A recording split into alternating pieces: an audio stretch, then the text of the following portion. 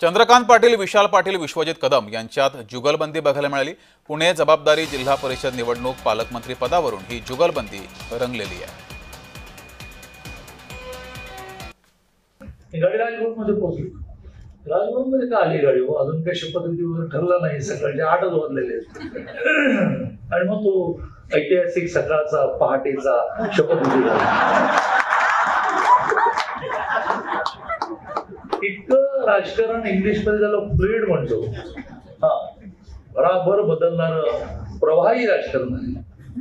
त्यामुळे काय माहिती की आता निधीसाठी ते म्हणतायत की आम्ही पाहिले आहोत, उद्या सकाळी ते असं म्हणतील किंवा हे तुम्ही आता काय करा, तुमचं नावच लावून टाका। तुम्ही आम्हाला दोघांना आपल्या पाल्यासारखं सांभाळून घ्यावं।